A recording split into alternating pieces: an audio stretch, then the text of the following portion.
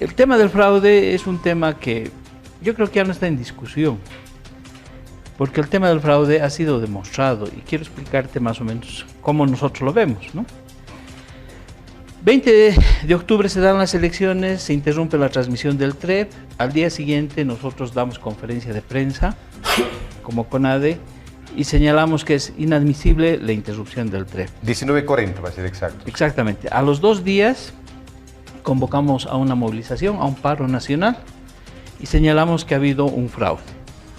Posteriormente hacemos una denuncia pública, presentamos el documento del ingeniero Villegas con aproximadamente 180 páginas, 190 páginas y señalamos que en Bolivia ha habido un fraude estructural que componía más o menos 19 variables. ¿Qué es lo que señalamos en ese entonces? Hasta ese momento se estaba hablando del tema de la segunda vuelta como una posibilidad, ¿no? Pero a partir de la denuncia que hacemos, señalamos que el fraude ha sido estructural y creo que es importante que el país sepa y que definamos si ha habido o no ha habido fraude. Que era estructural, que no solamente era el fraude a nivel de presidente, vicepresidente, sino que también el fraude se había dado en la elección de diputados y senadores. Por lo tanto, no se podía ir a una segunda vuelta, presuponiendo que los diputados y los senadores estaban siendo elegidos legítimamente, legalmente. Si el fraude era estructural, ya no había opción a la segunda vuelta. Y ya estábamos en medio de las movilizaciones. Resulta que llegamos al 10 de noviembre, y esta parte es muy importante conocerla. Según los relatos, el presidente Evo Morales se entera a eso de las 3 de la mañana que la OEA ya tenía el informe preliminar. Se intenta comunicar con Almagro, no lo logra para parar el informe. Una vez que el informe es difundido por las redes sociales a primera hora del 10, día domingo, el presidente Evo Morales hace 2 acciones que me parecen muy importantes y que van a ir en el sentido de aceptar que ha habido el fraude.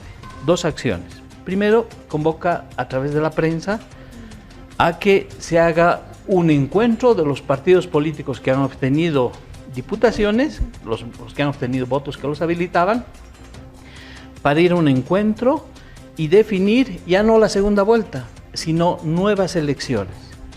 Pero ese día el presidente, y está en la prensa, el gobierno del presidente da otra acción, da otro paso muy importante, Fidel, y que tú tienes que tomarlo en cuenta. A través del fiscal general del Estado Plurinacional, el ministro de Gobierno, empieza a señalar que los vocales del Tribunal Supremo Electoral van a ser detenidos e investigados por el informe de la OEA y por el fraude.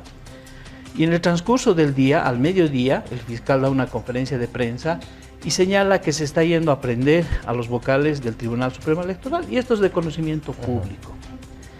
Por lo tanto, si el presidente, hasta esas horas, ya horas de la tarde, no hubiera aceptado la teoría del fraude, no hubiera renunciado en la tarde.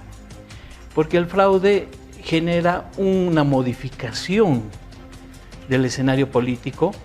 Ya los policías se habían acuartelado, no vamos a decir amotinado, y ya también en horas de ese día, 10 de noviembre, el señor Calimán había sacado un pronunciamiento que no era un golpe de Estado técnicamente, sino que le sugería al señor presidente que dé un paso al costado.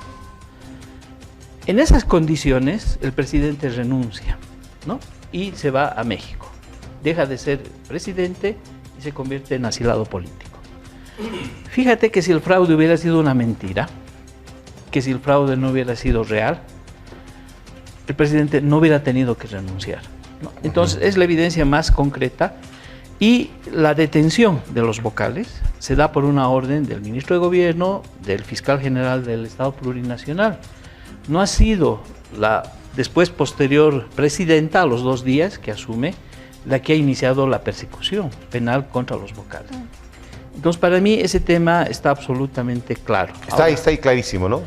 Está correcto. Sí, para nosotros está clarísimo, ¿no? Ahora bien, hay otros temas más que han venido, ¿no? Y creo que es importante discutir. Me parece bien que esté acá Fidel, porque él representa a los movimientos sociales y al MAS. Lo que nosotros señalamos es que en Bolivia ha habido dos periodos históricos donde los presidentes no han logrado, constitucionalmente electos, no han logrado culminar su mandato. El 2003, Gonzalo Sánchez de Lozada no logra culminar su mandato y es fruto de un levantamiento popular, sobre todo en la ciudad del Alto, la que después de varios días y 64 muertos logra que Gonzalo Sánchez de Lozada se vaya del país. Nadie en esa época ha dicho que ha habido un golpe de Estado, aunque Sánchez Berazahí en alguna locución en Estados Unidos ha dicho que eran víctimas de un golpe de Estado. Entonces, ¿qué ha pasado en el 2019? Es una segunda oportunidad donde el presidente Evo Morales no ha logrado culminar su mandato, que es hasta el 20 de enero. Y no ha logrado culminar su mandato porque ha habido un levantamiento popular. Ahora, tú has dicho en alguna parte que ha sido una parte del pueblo. Yo te acepto eso, ha sido una parte del pueblo. Una parte que por lo general nunca se movilizaba por sí mismo, que es la gente de la clase media, la gente que vive en las ciudades. Siempre nosotros hemos estado acostumbrados a trabajar por los movimientos sociales, a luchar por los indígenas, por los obreros, incluso nosotros en nuestra calidad de gente clase media, intelectuales, lo que sea, hasta hemos estado dispuestos a dar nuestra vida por los sectores sociales. Pero esta ha sido una revuelta que ha venido desde las clases medias, levantando una bandera que es bien atípica, es la bandera de la democracia y la dignidad. Anteriormente, la gente sale a hacerse matar por el aumento de salarios.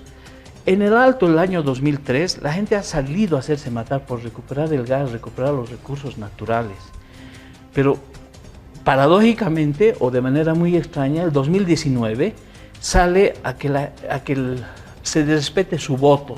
Lo que había sucedido el 20 de octubre, que no se lo transgreda. La democracia, un bien abstracto, ¿no? Pero se viene arrastrando desde el 21 de febrero de 2016. Por supuesto, ¿no? Es una cosa que ha ido creciendo, pero además es una cosa muy importante, y quiero remarcar esto.